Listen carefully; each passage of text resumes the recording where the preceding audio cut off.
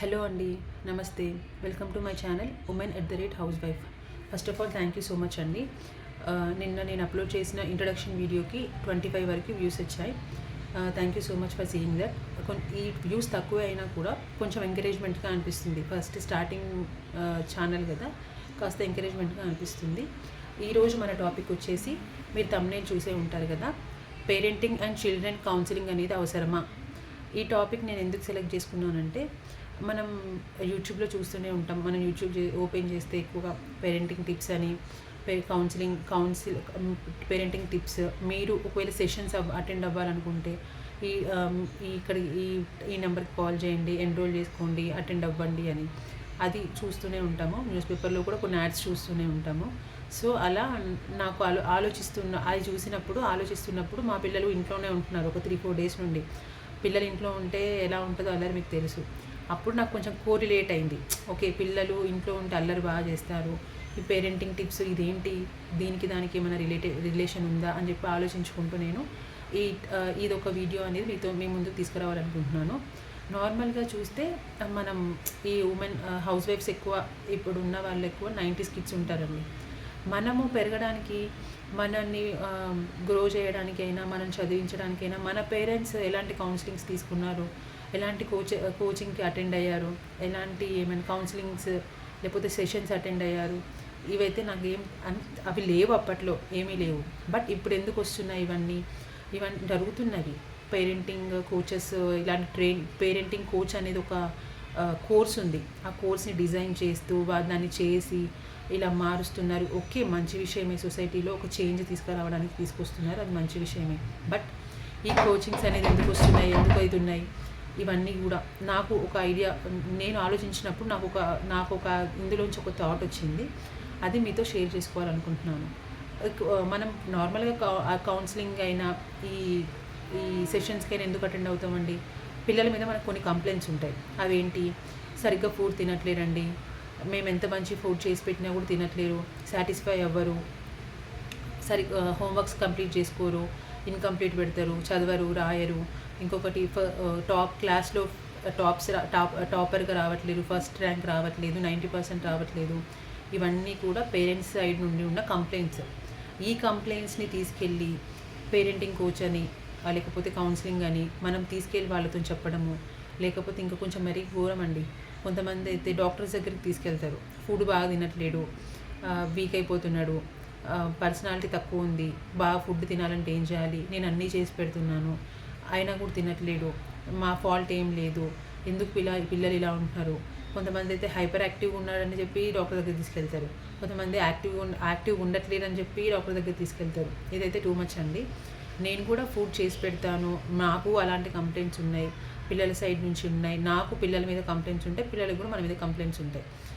ఎందుకు ఫుడ్ మనం చేసి పెడితే తినట్లేరు? తింటారండి, ఆల్మోస్ట్ తింటారు.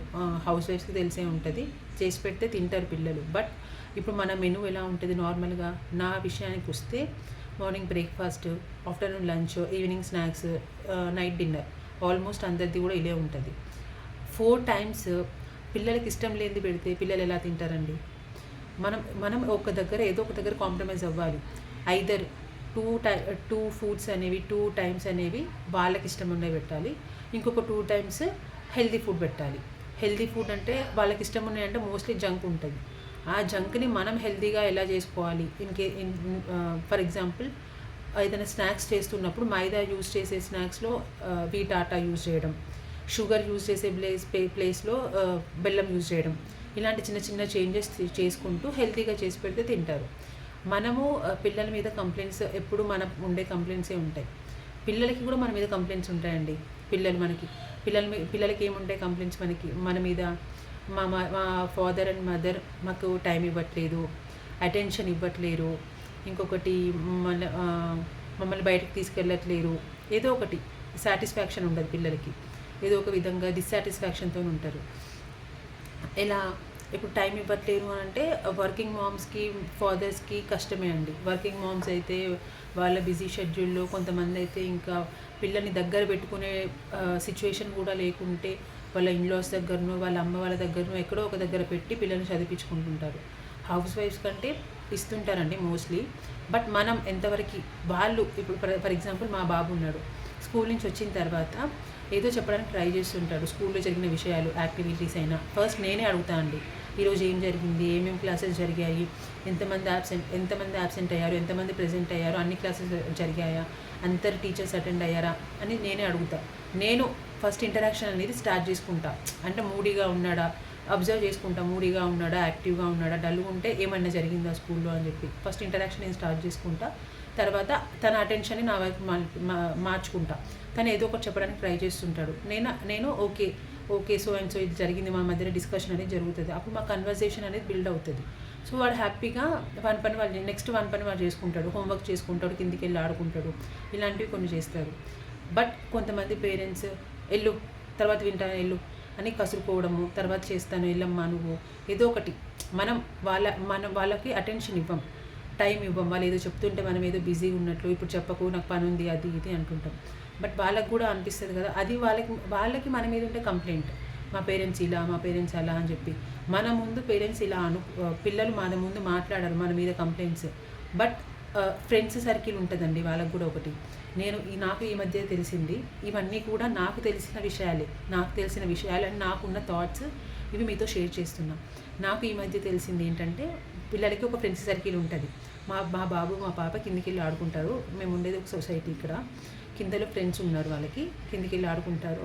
వాళ్ళ మధ్యలో కమ్యూనికేషన్ డిస్కషన్ ఎలా జరుగుతుంది అంటే, మా మమ్మీ ఇలా చేస్తుంది, మా డాడీ ఇలా చేస్తాడు, మా మమ్మీ ఇవన్నీ రెసిపీస్ చేసి పెడుతుంది, మా మమ్మీ చేసి పెట్టదు, మా మమ్మీ ఇప్పుడు ఫోన్ పట్టుకొని గ్యాడ్జెట్స్ ముందే అతుక్కుపోతుంటుంది, ఏమీ చెయ్యదు. ఇలాంటి కంప్లైంట్స్ పిల్లల సైడ్ నుంచి వస్తున్నాయి. వేరే పిల్లలు మా పిల్లలతో డిస్కస్ చేస్తున్నప్పుడు మా పిల్లలు వచ్చి నాకు చెప్పినప్పుడు నాకు అనిపించింది, ఓకే ఇలా కూడా ఉంటుందా అంటే, పిల్లలు కూడా అబ్జర్వ్ చేస్తున్నారు మనల్ని, మనం ఏం చేస్తున్నామో, వాళ్ళతో ఎలా ఉంటున్నామో, వాళ్ళకి ఎంతవరకు అటెన్షన్ ఇస్తున్నామో, టైం ఇస్తున్నామో, ప్రతిదీ కూడా పిల్లలు మనల్ని పిల్లలు మన మీద అబ్జర్వేషన్ అనేది చూస్తూ ఉంటారు. సో మనం ఎంతవరకు మనం ఎలా అంటే చాలా అటెంటివ్గా ఉండాలండి. పిల్లల విషయంలో మాత్రం అటెంటివ్గా ఉండాలి. ఏ చిన్న పార్ట్ కూడా నెగ్లెక్ట్ చేయొద్దు. ఎందుకంటే వాళ్ళకి అక్కడే నెగిటివ్ ఇంపాక్ట్ అనేది పడిపోతుంది. ఇప్పుడు పాజిటివ్ ఇంపాక్ట్ ఎలాగో ఉంటుంది. మనం అన్నీ చేసి పెడుతున్నప్పుడు వాళ్ళన్ని హౌస్ వైఫ్స్ ఎస్పెషల్లీ నేను చెప్పేది, మనం అన్నీ చేసి పెడుతుంటాం, వాళ్ళ అటెన్షన్ మన మీద ఉంటుంది. ఒక్క చిన్నది చేసి పెట్టినప్పుడు ఏదో ఒక చిన్న విషయంలో నెగిటివ్ ఇంపాక్ట్ వస్తుంది. ఆ నెగిటివ్ ఇంపాక్ట్ అనేది పెరుగుతూ ఉంటుంది. సో ఇదొకటి. ఇంకొకటి, పిల్లల మీద మనం కంప్లైంట్స్ ఇస్తుంటాం కదా, పిల్లలు చదవట్లేరు, చేయట్లేరు అని. బట్ ఒక్కొక్కళ్ళ మెంటాలిటీ ఒక్కొక్కలాగా ఉంటుందండి, ఒక్కొక్కళ్ళ కెపాసిటీ ఒక్కొక్కలాగా ఉంటుంది. ఫస్ట్ నేను కూడా అదే ఫీల్ అయ్యాను. మా పాప long time hard working, long time preparation చేస్తుంది, లాంగ్ టైం నీట్గా బుక్స్ నీట్గా ఉంచడానికి, బాగా నీట్గా రాసుకోవడానికి ట్రై చేస్తుంది. మా బాబు పెద్ద బాబు వచ్చేసి బాగా హరాబరి స్పీడ్, బట్ ఇన్ టైంకి కంప్లీట్ చేసుకుంటాడు. కాకపోతే అంత హరాబరిగా చేసుకుంటాడు, చదువుతాడు, అన్నీ చేస్తాడు. బట్ ఆడుకోవాలనే ఒక క్యూరియాసిటీతోని స్పీడ్గా చేయడము, ఫాస్ట్గా చేయడం లాంటివి చేస్తుంటాడు. వాళ్ళిద్దరి మధ్యలో డిఫరెన్స్. ఇప్పుడు మనకి ఒక హ్యాండ్ ఉంటే మన హ్యాండ్లో 5 ఫింగర్స్ ఉంటాయండి. 5 ఫింగర్స్ ఒకేలాగా ఉంటాయా? ఉండవు. మన పిల్లలైనా కూడా ఒక్కొక్క పిల్లలకి ఒక్కొక్కలాగా ఉంటుంది. మన పిల్లల్లోనే ఇద్దరు డిఫరెంట్గా ఉండొచ్చు, ముగ్గురు డిఫరెంట్గా ఉండొచ్చు, అందరూ ఒకేలాగా ఉండాలని ఏం లేదు కదా. సో ఇది మన పిల్లల్ని వేరే వాళ్ళతో కంపేర్ చేయొద్దు. ఇంకొకటి, మన పిల్లలకి టాస్క్లు ఇవ్వాలండి. ఫస్ట్ టాస్క్లు ఇవ్వాలి. ఇంకొకటి రెస్పాన్సిబిలిటీ, వాళ్ళని రెస్పాన్సిబుల్గా ఎలా బిహేవ్ చేసేలాగా మనం వాళ్ళని మార్చాలి. ఎలాంటి టాస్క్లు ఇవ్వాలి? నేనైతే మా బాబుకి ఎలా ఇస్తానంటే, ఇన్ కేస్ మా బాబు పెద్ద బాబు స్కూల్కి నుంచి ఈవినింగ్ వస్తాడు. వచ్చిన తర్వాత ఇక్కడ స్కూల్ టైమింగ్స్ వచ్చేసి ముంబైలో షిఫ్ట్లు అండి. ఇక్కడ స్కూల్లో మార్నింగ్ షిఫ్ట్ ఉంటుంది, ఆఫ్టర్నూన్ షిఫ్ట్ ఉంటుంది. మా పిల్లలకి మార్నింగ్ వచ్చేసి పాప హైయర్ క్లాస్ కాబట్టి 7th క్లాస్ అండి పాప, హైయర్ క్లాస్ మార్నింగ్ షిఫ్ట్ ఉంటుంది. బాబు 4th క్లాస్, ప్రైమరీ క్లాస్ కాబట్టి ప్రైమరీ వాళ్ళకి ఆఫ్టర్నూన్ సెషన్ ఉంటుంది. బాబు 6కి వస్తాడు. 6కి వచ్చిన తర్వాత ఫస్ట్ ఫ్రెష్ అప్ అయ్యి స్నాక్స్ ఏమైనా తినిన తర్వాత ఫస్ట్ హోంవర్క్స్ రాసుకోవాలి. ఇది నేను వచ్చే task. Homework after completion of homework నువ్వు వెళ్ళి ఆడుకో. ఇది హోంవర్క్ రాయకుండా ఇన్కంప్లీట్ పెట్టుకొని కిందికి వెళ్ళొద్దు. అదొకటి. మనం అనుకుంటాం ఆడుకొని వచ్చి హోంవర్క్ రాయి అని, బట్ కిందికెళ్ళి ఆడుకొని చేసి వచ్చి అలసిపోవడము, మమ్మీ రేపు రాసుకుంటా, లేకపోతే దాన్ని పెండింగ్ పడడము, లేట్ అయితే లేట్ అయిందని పడుకుంటామని అనడము, అట్లా అది పోస్ట్పోన్ అవుతుంటుంది. పోస్ట్పోన్మెంట్ లేకుండా ఉండడానికి ఆ టాస్క్ అనేది కంప్లీట్ టైంలో కంప్లీట్ చేయమంటున్నాను. రెస్పాన్సిబిలిటీస్కి వచ్చేసరికి నేనేం రెస్పాన్సిబిలిటీ ఇస్తాను అంటే, వాళ్ళ షూస్ వాళ్ళని పాలిష్ చేసుకోమనడం, యూనిఫామ్స్ తీసుకోవడము, వాళ్ళని స్కూల్కి రెడీ అయ్యే టైంలో యూనిఫామ్స్ తీసుకోవడము, బెల్ట్ తీసుకోవడము, ఇన్ కేసు మనం వాష్ చేసిన బట్టలు, వాషింగ్ మిషన్కి వేసిన బట్టలు ఏమైనా ఉంటే తీసుకొచ్చి అక్కడ వేస్తే వాళ్ళు ఫోల్డ్ చేసుకొని అల్మారాలో పెట్టుకోవడము, చిన్న చిన్న పనులు, వాటర్ బాటిల్స్ ఫిల్ చేసుకోవడము, వాళ్ళ స్నాక్స్ వాళ్ళు ప్యాక్ చేసుకోవడము, ప్రతిదీ హౌస్ వైఫ్స్ కూడా మనం ఇంట్లోనే ఉంటున్నాం కదా, మనమే చేసి పెడదాము అనేది ఒకటి తీసుకురాకండి దయచేసి. ఎందుకంటే పిల్లల్ని మనం ఇర్రెస్పాన్సిబుల్గా తయారు చేస్తాం. వాళ్ళకు రెస్పాన్సిబిలిటీ ఉండాలి. ఈరోజు మనం చేస్తామండి, ఎప్పుడూ మనమే చేస్తుండాలా. వాళ్ళకి పెద్దగా అవుతూ ఉంటే వాళ్ళకి అదే అలవాటు అవుతుంటుంది. అదే వాళ్ళకు పెద్దగా అవుతూ ఉంటే మనం కొన్ని పనులు చెప్పడము, రెస్పాన్సిబుల్గా చేయడము, వాళ్ళ రెస్పాన్సిబిలిటీ ఏంటి అని చేసినప్పుడు వాళ్ళకు కూడా తెలుస్తుంటుంది. ఎప్పుడు మన దగ్గరే ఉండరు కదా, హాస్టల్స్కి వెళ్ళాల్సి వస్తుంది, హైయర్ స్టడీస్కి బయటికి వెళ్ళాల్సి వస్తుంటుంది పెద్దగా అయిన తర్వాత. అదేమవుతుందంటే మనమే పిల్లల్ని చెడగొట్టినట్లు అయిపోతుంది. సో ఇవన్నీ నేను అబ్జర్వ్ చేసిన థింగ్స్ అండి.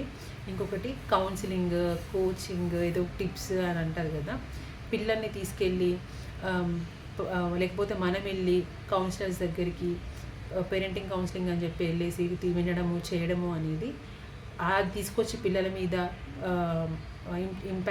ఇంప్లిమెంట్ చేయడం అనేది అది కరెక్ట్ కాదండి నాకు తెలిసి. ఎందుకంటే ఫాలో అవ్వచ్చు, బట్ ఎలా ఉంటుందంటే అందరికీ ఒకేది వర్తించదు. మన పిల్లల మైండ్ సెట్ మనకే తెలుస్తుంది, వాళ్ళ బిహేవియర్ ఎలా ఉంటుందో మనకే తెలుస్తుంది, మనం అబ్జర్వ్ చేస్తుంటాం కాబట్టి. బట్ అందరికీ తీసుకెళ్ళి మా బాబు ఇలాగే ఉంటున్నాడు, మీ బాబు ఇలాగే ఉంటున్నాడు అంటే వినొచ్చు, వినకపోవచ్చు, అది 100% అవ్వచ్చు, అవ్వకపోవచ్చు. కౌన్సిలింగ్ అనే వర్డ్కి మీనింగ్ కూడా తెలియదండి పిల్లలకి. అలాంటిది అంత కొంచెం చిన్నపిల్లల్ని కూడా తీసుకెళ్ళి బాగా అల్లరి చేస్తున్నారని చెప్పి వాళ్ళ దగ్గరికి వెళ్ళి తీసుకెళ్ళి కూర్చోబెట్టి వినమని చేయమని చెప్తే మనం చెప్పేదే పిల్లలకు అర్థం కాదు. ఇంకా వాళ్ళు చెప్పేది ఏమర్థమవుతుందండి. వెళ్ళాలి, చెయ్యాలి. ఫస్ట్ పిల్లలకి కౌన్సిలర్స్ అయినా, టీచర్స్ అయినా, గురువులైనా ఎవరైనా ఫస్ట్ మనమే, పేరెంట్స్ ఇంట్లోనే. ఆఫ్టర్ దట్ స్కూల్కి వెళ్ళిన తర్వాత స్కూల్లో టీచర్స్ ఉంటారు, అందరూ ఆయాలు ఉంటారు, వాళ్ళ ప్రిన్సిపల్స్ ఉంటారు, అవన్నీ నెక్స్ట్. ఫస్ట్ పిల్లలు మనతోనే ఫ్రీగా ఉంటారు, మనతోనే అన్నీ షేర్ చేసుకోగలుగుతారు, మనమే చేంజ్ చేసుకోగలుగుతాం వాళ్ళని. అంతేగాని వేరే వాళ్ళు ఎవరో చెప్పినా తీసుకొచ్చి పిల్లలకి చెప్తే పిల్లలు మారుతారు, చేంజ్ అవుతారు అనేది ఎక్స్పెక్ట్ చేయడం అయితే ఐ థింక్ నా వ్యూలో అది కరెక్ట్ కాదనుకుంటున్నాను. మీకు ఎవరికైనా ఇలాంటి థాట్స్ ఉన్నా, లేకపోతే నా థాట్స్కి మీలాగే మేము కూడా ఆలోచిస్తున్నాము అనిపిస్తే మీరు కమెంట్ చేయండి. ఇంకొకటి అండి, లాస్ట్ డింక్ అండి, dual income with no kids. DINK అంటే ఏంటండి?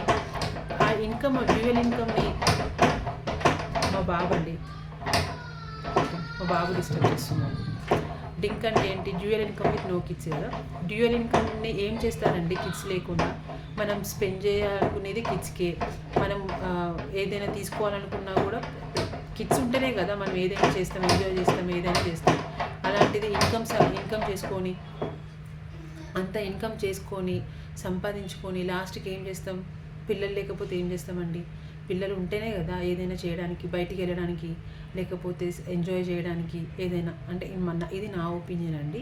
ఇప్పుడు ఎందుకు అలా సొసైటీలో అలా ఆలోచిస్తున్నారో అర్థం కావట్లేదు. ఫస్ట్ నాకు చూసిన తర్వాత నాకు నవ్వుకున్నాను, dual income with no kids అంటే అంత ఇన్కమ్ని ఏం చేసుకుంటారా బాబు అని.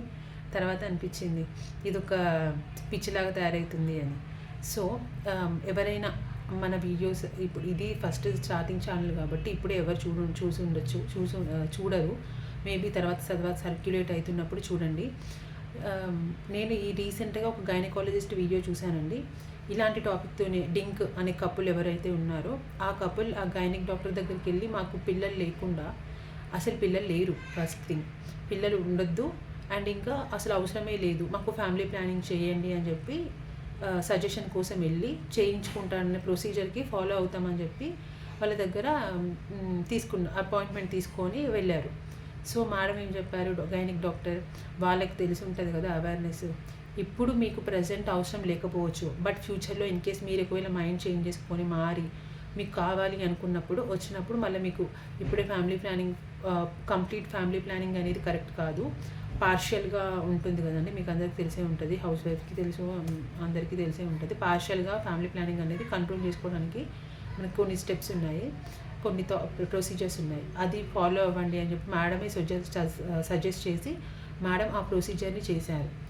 ఆఫ్టర్ 2 to 3 years అదే డింక్ కపుల్ వచ్చేసి మాకు పిల్లలు కావాలి, మేము ఆ రోజు రాంగ్ డిసిషన్ తీసుకున్నాము, ఇప్పుడు మాకు పిల్లలు ప్లాన్ చేసుకోవాలనుకుంటున్నాము, ఫ్యామిలీ ప్లాన్ చేసుకోవాలనుకుంటున్నాము. సో ఇప్పుడు మాకు కావాలి డాక్టర్, మేము ఎలాంటి ప్రొసీజర్ ఇప్పుడు ఫాలో అవ్వాలి, ఎలాంటివి తీసుకోవాలి అని చెప్పేసి, ఎలాంటి ఎలా ప్లాన్ చేసుకోవాలని చెప్పేసి అడగడం అనేది జరిగిందంట. అది చూసినప్పుడు అనిపించింది, ఈ డింక్ కపుల్ ఎవరైతే ఉన్నారో ఫస్ట్ మీరు అనుకుంటారండి, తర్వాత కానీ ఆఫ్టర్ గ్రోయింగ్ ఇయర్స్, కొన్ని ఇయర్స్ అయిపోయిన తర్వాత అనిపిస్తుంటుంది, ఈ లైఫ్ ఏంటి, ఇద్దరికైనా బోరింగ్ ఉంది, మనమేనా, మనకు ఉంటే బాగుండు. బయటికి వెళ్ళినప్పుడు కూడా మనకు అనిపిస్తుంటుంది, పిల్లల్ని చూస్తే ఎంత క్యూట్గా ఉన్నారు, బాగున్నారు, మనకు కూడా ఉంటే బాగుండు కదా అని. మన పిల్లలు ఉన్నా కూడా పక్కన పిల్లలు ఎంత బాగున్నారు అని అనిపిస్తుంటుంది. అలాంటి వితౌట్ కిడ్స్ అనేది అసలు అది కరెక్ట్ థాటే కాదండి. ఇప్పుడు అలా ఎందుకు వచ్చిందో, ఈ పేరెంటింగ్ చేయలేక కొంత నాకు అనిపిస్తుంది, ఈ పేరెంటింగ్ చేయలేక, ఇంకొకటి సపోర్టింగ్ ఎవరు లేక, చూసుకోవడానికి ఇద్దరు వర్కింగ్ అంటే చూసుకోవడానికి ఎవరు లేక, మేనేజ్ చేసుకోలేక, జాబ్స్ని వదిలిపెట్టుకోలేక, ఇవన్నీ మాకు ఎందుకు అనేటట్లు వాళ్ళు ఆలోచించుకుంటారేమో. బట్ ఏదో ఒక విధంగా ఇప్పుడు చాలా ఆల్టర్నేటివ్స్ ఉన్నాయండి, డే కేర్ సెంటర్స్ అని అవని ఇవని, ఇప్పుడు చాలా ఆప్షన్స్ ఉన్నాయి మనకి. ఇంత అడ్వాన్స్డ్ సొసైటీలో, ఇంత అడ్వాన్స్డ్ కల్చర్లో మనం ఉన్నాము, ప్రతిదానికి ఒక ఆప్షన్ ఉంటుంది. But dual income with no kids అనే డింక్ అనే ఆప్షన్ మాత్రం నా పాయింట్ ఆఫ్ వ్యూలో కరెక్ట్ కాదండి. ఆలోచించుకోండి. ఎవరైనా ఈ డింక్ అనే టాపిక్ గురించి ఎవరికైనా తెలిసి ఉంటే, ఎవరైనా నా వీడియో చూసిన వాళ్ళు మాకు తెలుసక్క అని అంటే ప్లీజ్ కమెంట్ చేయండి. ఎందుకంటే నాకు తెలిసింది ఇంకెవరికైనా తెలుసా, లేకపోతే మీ థాట్స్ ఎలా ఉన్నాయో ఈ డింక్ అనే టాపిక్ మీద మీ వ్యూస్ ఎలా ఉన్నాయి, మీ థాట్స్ ఎలా ఉన్నాయి నాతో షేర్ చేసుకోండి. ఈ వీడియోలో ఏదైనా ఒక చిన్న పార్ట్ అయినా మాకు కోరిలేట్ అయింది, మాకు యూజ్ అయింది, లేకపోతే బాగుంది అని అనిపిస్తే మాత్రం నా ఛానల్కి సబ్స్క్రైబ్ చేసుకోండి. And thank you so much అండి. బాయ్.